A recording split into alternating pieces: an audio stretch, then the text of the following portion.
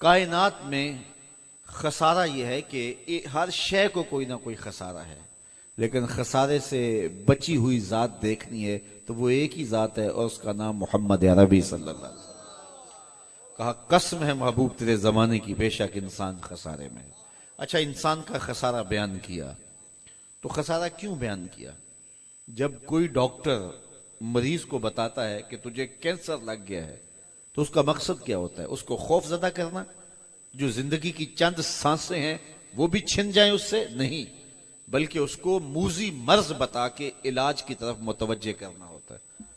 अल्लाह ने इंसान को लगे हुए मर्ज की तरफ तवज्जो दिलाई और फिर इलाज की तरफ मुतवज्जे किया, और इलाज भी खुद ही बताया, इल्लल्लाज़ीना आमनू। कसम है महबूब तेरे जमाने की, इंसान खसारे में है, बचेगा वो जो तेरे दामन से लिपट जाएगा। ईमान हुजूर से वाबस्तगी का नाम है ना, तो कहा कि कसम है तेरे जमाने की, बेशक इंसान खसारे में है, लेकिन जो तेरे दामन से वाबस्ता हो गया तो महबूब वो खसारे से बच जाएगा। अल्लाह अकबर। तो खसारे से बचने का ये रास्ता दिया। वो किसी जमाने में वो चक्की से आटा पीसते थे, अब तो ये इलेक्ट्रॉनिक चक्कियां आ गई हैं। तो उस वक्त वो आपके इलाके में शायद अब भी हो, दो पत्थर होते हैं, उसके नीचे वाला जामिद साकिन, ऊपर वाला मुतहर्रिक, दरमियान में खाली जगह होती है, उसमें किल्ली होती है और पत्थर को घमाते हैं। तो वो जो खाली जगह होती है वहां दाने डालते हैं, हमारे इलाके में उसे गाला कहते हैं। और फिर जब उस चक्की को घमाते हैं तो जो दाने पत्थरों के नीचे आते हैं वो पिस जाते हैं, और जो किल्ली के साथ जुड़ के रहते हैं वो बच जाते हैं। रब कहता है महबूब कसम तेरे जमाने की, इंसान खसारे में है, बचेगा वही जो तेरे दामन से जुड़ के रहेगा। दुनिया के ऊपर कितने लोग आए, आज उनका नाम भी नहीं है। मैं अगर आपसे पूछूं कि जिस जमाने में मेरे हुजूर आए उस जमाने के कैसर का नाम क्या था, तो शायद उलमा के अलावा कोई भी ना बता सके।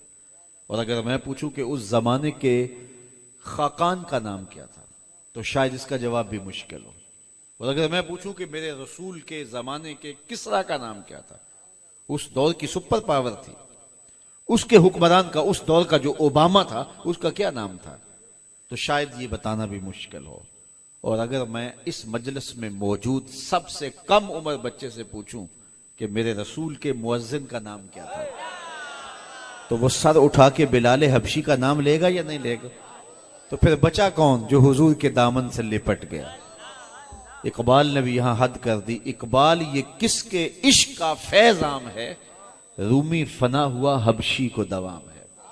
उस दौर का रूमी शहनशाह मिट गया, उसका नाम भी बाकी नहीं है, लेकिन वो बिलाल हबशी आज भी बाकी है। तो बचेगा वो जो हुजूर के दामन से लिपट के रहेगा।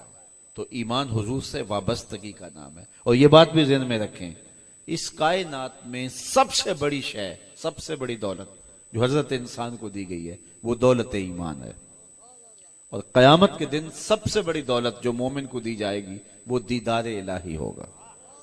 कयामत की सबसे बड़ी दौलत दीदार इलाही, जन्नत की सबसे बड़ी नेमत, और दुनिया की सबसे बड़ी नेमत ईमान। तो यार अगर आपके पास ईमान है तो फिर खुश नसीब तो है ना आप। अच्छा हो कि बिजली भी मिल जाए, अच्छा हो कि सुई गैस का कनेक्शन भी आ जाए, अच्छी बात है सड़कें भी ठीक हों, अच्छी बात है दौलत भी बड़ी हो, एक लंबी गाड़ी भी मुयस्सर हो, एक आलीशान बंगला भी मिल जाए, लेकिन ये सब कुछ हो और ईमान ना हो तो क्या है पल्ले? और अगर ये सब कुछ नहीं है और ईमान है तो फिर मुबारक हो तुम्हें, इसलिए कि सबसे कीमती चीज से तुम्हारा दिल रोशन है। तो सबसे अहम शय जो है वो दौलत ईमान। अगर ये दौलत है, फिर अगर दुनिया की चीजें नहीं भी हैं, अल्लाह दे तो ये बड़ी खुशकिस्मती की बात है। और हमें ये तरगीब दी गई, मांगे रब्बाना आतेना फिद दुनिया हसनतम व फिल आखिरत हसना। लेकिन फर्ज करो नहीं है, अल्लाह की तकसीम है, तो खाम खा कुड़ने की जरूरत नहीं है। इस पे खुश हो जाओ कि ये है जो है, ये कितनी बड़ी दौलत है। ये दौलत तो ओबामा के पास भी नहीं है जो फकीर के पास है, ये कितनी बड़ी दौलत।